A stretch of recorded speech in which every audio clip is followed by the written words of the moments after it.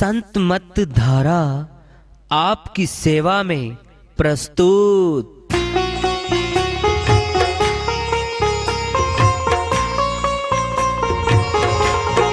जो चाहता है प्रभु प्यारा वो आओ संत मत धारा, भक्ति भेद बता कर सारा वो कर दे भव के पारा। जो चाहता है प्रभु प्यारा वो आओ संत मत धारा, भक्ति भेद बता कर सारा वो कर दे भव के पारा। जो चाहता है प्रभु प्यारा।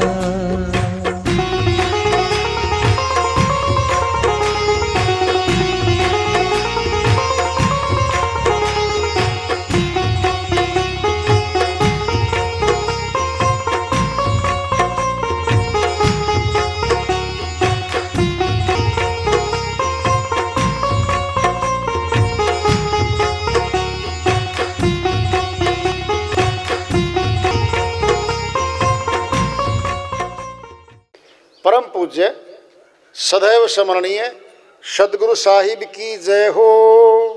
सतनाम साहेब आदरणीय सर्व संतों की जय हो।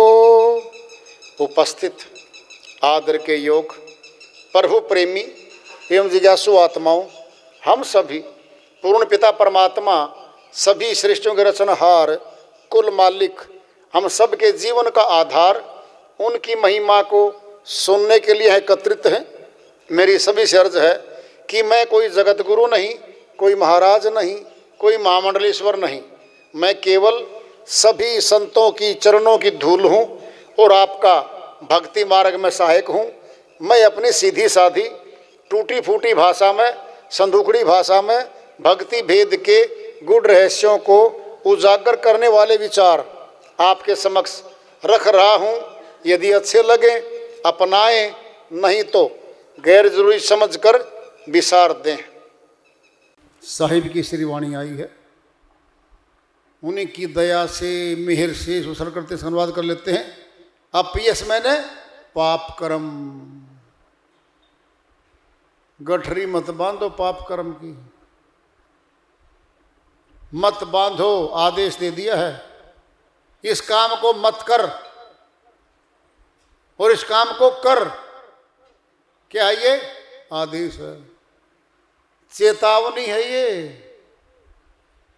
मत बांधो गठरिया पाप कर्म की, गठरिया मत बांधो।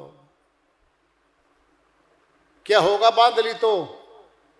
जब यम राजा लेने को आवे, यमदूत आएंगे भाई।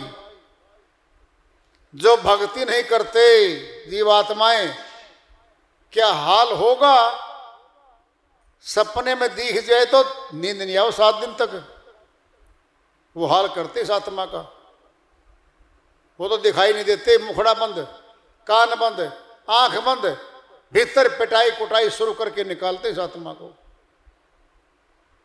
जब यम राजा लेने को आवे, मगरूरी निकस अहंकार मैं हूं। मगरूरी मैंने अहंकार, निकस नस नस की। जब अपराधी की पिटाई पुलिस करती है, 2 जवान नीचे लिटा के मूंधा ऊपर चढ़ जाते हैं, एक कमर पे एक पिंडलियों पे, और नसों को रगड़ते हैं उसकी को। मोगरी होती है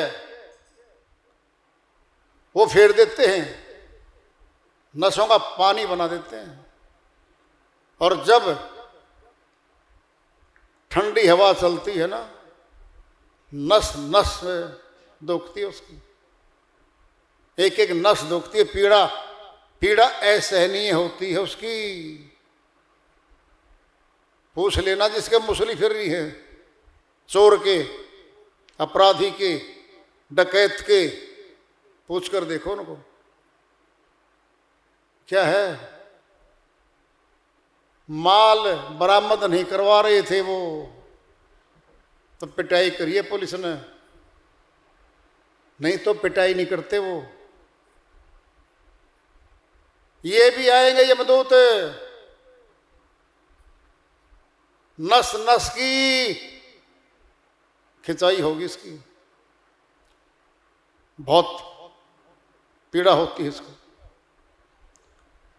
जो सतगुरु का ध्यान लगावे, सतगुरु भी दो हैं, एक देहधारी है जो सामने बैठता बोलता तुम्हारे सामने, एक विदेही सतगुरु है जो देहधारी गुरु प्रकट करके शिष्य को देता है, और विदेही में हड्डी मांस ये सथुल तन नहीं होता, नूर का तन होता उसका, नूरी गुरु बोलते उसको, सूक्ष्म गुरु बोलते हैं। आत्मा जैसा ही है वो, और वो अविनाशी है, वही आत्मा को साथ लेके जाता है। बहुत ऊंची कला है ये आखिरी में मिलती है शिष्य को, जो योग्य हो, जागरूक हो, गुरु सेवा में रहता हो, तन मन धन न्यौछावर कर दिया हो, पात्र बन गया हो, ये आखिरी में देते हैं गुरु, योग्यता के आधार पे ये मिलता है। क्या होगा उससे? जो सतगुरु का ध्यान लगावे, 84 मिट जाए मानुष की, लग 84 कट जाएगी। 84 में नहीं जाना पड़ेगा आत्मा को, गारंटी दे रहे, गारंटी। हम मानते नहीं है संतों की बातों को, हम नजरअंदाज कर देते उनकी वाणियों को। देख लो कितनी बड़ी बात आ रही है, निर्भय होए परम पद पावे, भय रहित हो जाएगी वो आत्मा, सोच लेगी साहिब की दया है। जो उनकी दया पे आश्रित हो जाते हैं, फिर क्या मिलता है उनको? फांसी कट जाए जीवन की, क्या जन्म मरण का रोग कट जाएगा, जन्म मरण का रोग समाप्त हो जाएगा। यहां पर अमर लोक में स्थान मिलेगा आत्मा को, हंस लोक है वो, अमृत पान वहां मिलता आत्मा को, यहां नहीं होता। यहां तो पांचों तत्वों से बनी हुई चीजें सारी नाशवान है। जब नाशवान शरीर है हमारा, तत्व पांचों से बना हुआ है ये, जब यही नाशवान है, फिर पांचों तत्वों से क्या बना रहे हो तुम? वो भी नाशवान है। परमात्मा के सच्चे नाम को नाशवान की संज्ञा दी है, ना विनाशी की। वो विनाशी है।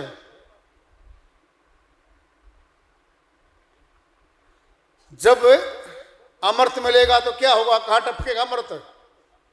सथुल में तो शरीर है, खिचड़ी मुद्रा में मिलता है, एक अमृत संतों को मिलता है।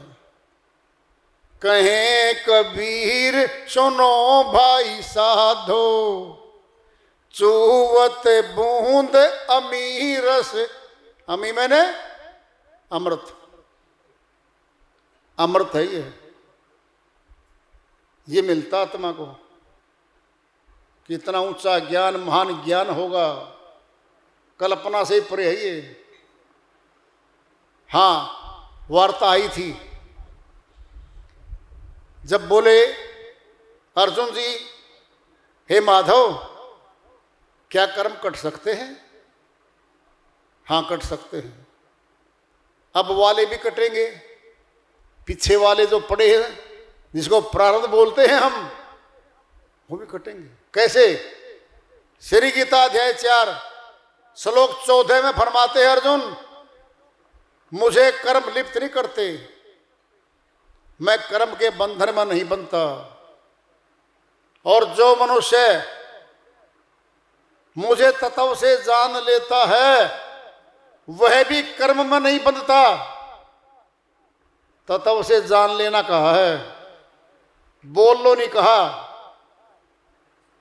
तत्व से जान लेता है वह भी कर्म में नहीं बनता।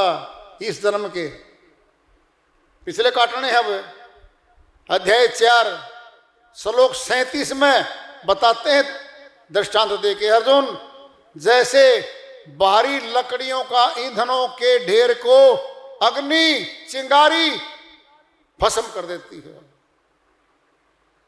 ठीक इसी प्रकार से आत्मज्ञान अग्नि शुभ अशुभ सभी कर्मों को फूंक देती है। ये पिछले फूंक के जाएंगे, अब दोनों मिल गए, हमें वर्तमान में नहीं बनने देगा और पिछलों को फूंक देगा। फिर तत्व ज्ञान अग्नि कौन जलाएगा? कौन सी है वो? श्री गीता अध्याय 4 श्लोक 34 में फरमाते हैं, अर्जुन तत्विधि प्रेणी पाते न परिप्रश्न ने सेवाए उपदेशंती ते ज्ञानम। ज्ञान तत्वदर्शी ने, अर्जुन तत्वदर्शी संतों की शरण में चला जा। वेशभूषा नहीं बताई है, कोई जाति धर्म नहीं बताया, तत्वदर्शी संत बताए हैं, उनकी शरण में चला जा। क्या कर? सेवा करो उनकी पहले, और तेरी सेवा से खुश हो जाएंगे, तब उस तत्व ज्ञान का उपदेश करेंगे तुझे। फिर क्या होगा करने से?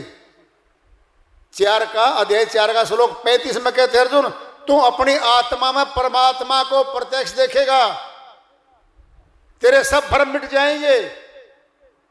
सीधा ही तो बोल दिया, देखेगा बोल दिया है। मान लो मैं पढ़ लो मैं कुछ नहीं है, कुछ नहीं है।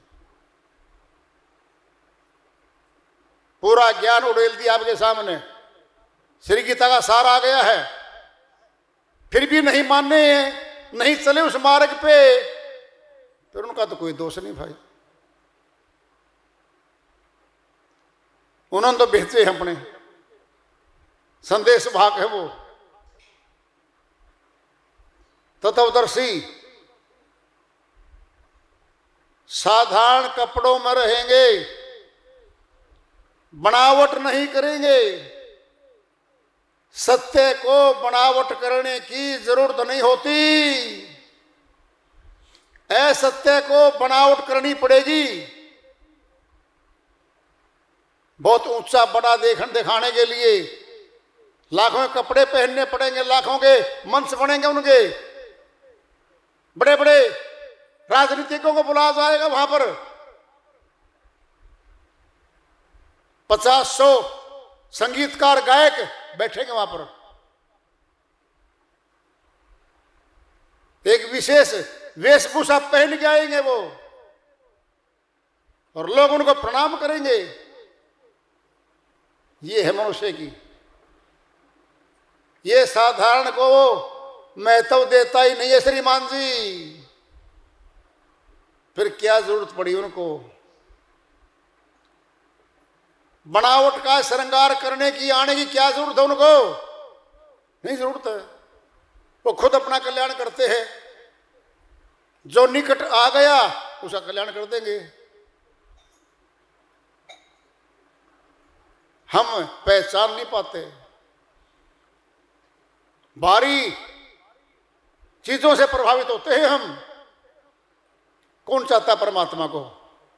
करो फैसला। एक दृष्टांत आता है, एक राजा जी भगत थे भगवान के, खूब भक्ति करते थे पहाड़ में बैठ के। परमात्मा प्रत्यक्ष सामने आ गए, भाई राजा मैं खुश हूं, प्रसन्न हूं, क्या चाहता है? जी मेरी प्रजा को भी दर्शन दे दो, इस तरह मेरे को दिए हैं। कहता मुझे कोई नहीं चाहता भाई यहाँ। कहता नहीं जी आप दर्शन दे दो। ठीक है, कर लिया, सुबह सुबह ढिंढोरा पिटवा दिया पूरे शहर में, नगर में। जो प्रभु के दर्शन करना चाहता है राजा जी के साथ चल पड़ो, सुबह 5 बजे। सारा शहर पीछे पीछे हो लिया भाई। तांबे के सिक्के पड़े थे साइड रास्ते में, कुछ तो लोग तांबे के सिक्के चुगने लग गए, चुनने लग गए, उठाने लग गए। थोड़े आगे चले, चांदी के सिक्के बराबर पड़े थे, कुछ चांदी के सिक्के उठाने लग गए। 50% तो रह गए। फिर आगे चले, सोने की मोहरें पड़ी थी, वो सोने की मोहरें उठाने लग गए।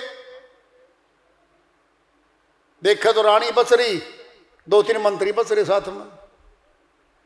आगे हीरे के आभूषण, रानी हार पड़े भाई हीरे के, रानी भी और वो वजीर भी ठाड़े लग गए भाई। अब 200 फुट दूर पे वो प्रभु जी के दर्शन दूर होने थे भाई। अब राजा चल रहा, देखा तो पीछे भाई कोई भी नहीं भाई। सामने परमात्मा बोले, राजा जी कितने आदमी लाया? जी मैंने सोचा सारे मेरे जैसे होंगे। अरे माया को चाहने वाले हैं, मालिक को कौन चाहता है भाई? फिर माया के चाहने वालों को मैंने माया फेंक दी। अब तुलना करो, इससे बड़ी तुलना क्या करोगे? जब आपने कहा प्रभु मिलेगा, प्रभु मिलेगा, उन्होंने मुझे महत्व नहीं दिया, माया को दिया। इसलिए हे राजा अपना कल्याण करवा ले।